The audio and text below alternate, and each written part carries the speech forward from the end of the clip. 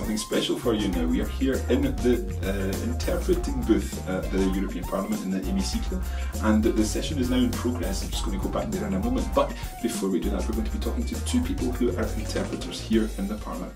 Alors, je m'appelle Bernard Carbiner, je suis interprète en cabine française. I've been working for European Parliament since 25 years.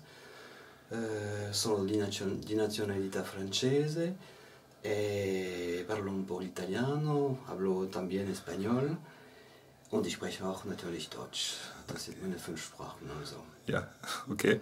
Und et vous êtes interprète, vous travaillez même pour le Parlement. Oui, je suis fonctionnaire au Parlement européen, donc je ne travaille que pour le Parlement européen toute l'année.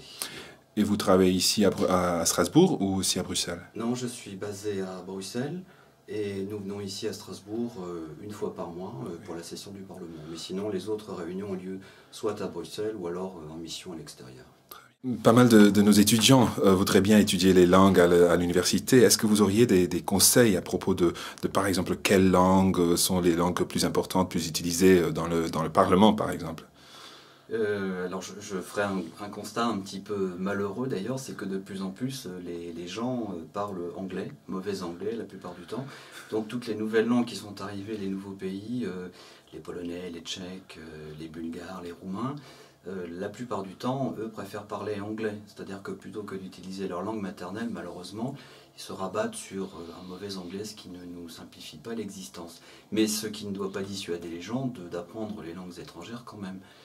Le français, par exemple, est quand même une langue qui a un rayonnement international important, l'espagnol aussi, et l'allemand, ma foi, sont des langues intéressantes. Les langues des pays de l'Est peuvent être intéressantes, mais il faut savoir que la plupart des intellectuels ou des gens qu'on trouve même dans la rue parlent presque tous anglais. Ce qui est une bonne chose pour nous, pour vous, plus exactement une mauvaise pour nous. Tout à fait. Et donc, dans les différentes cabines, est-ce que des fois, est-ce que vous avez la possibilité de vous parler entre vous-même? Non, malheureusement, la communication peut se faire pas forcément par la parole, mais par le regard aussi, et par les signes.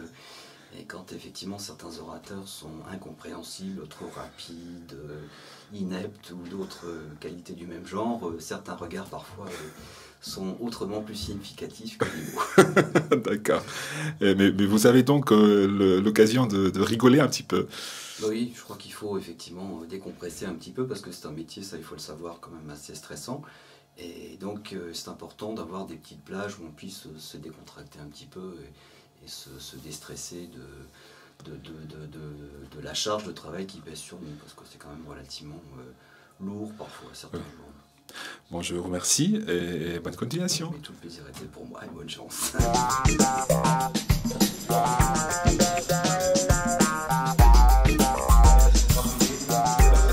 Would you like to introduce yourself? Well, I'm Sarah. I'm a freelance interpreter based here in Strasbourg, working at the European Parliament. Well, I work in the English booth, which means that I always translate into English, my mother tongue, and I interpret from French, German, Italian and Spanish, all the languages we're using here today. And do you speak all these languages? After a fashion. Okay. Would you like to show off with some of these languages, perhaps? Not really, as I say. This is the English booth and we work into English. So what is most important is our command of our own language. But obviously we have to have a perfect understanding of all the passive languages that we work from. How many languages in total are used in the Parliament now? I think we're up to 23 now, if you include Gaelic, which is the most recent addition.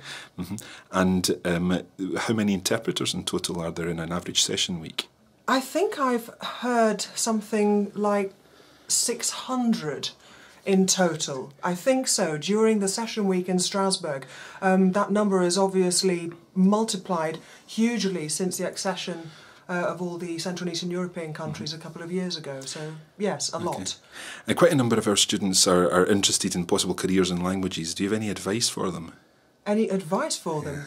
Well, as we've been hearing today, I think there are terrific opportunities for young people today to travel abroad, to meet people, to learn foreign languages. So I think that's the way to start, to go out there, travel abroad, learn languages, and then if you're interested in a career in interpreting or translating, I think there certainly are opportunities and will be opportunities in the future.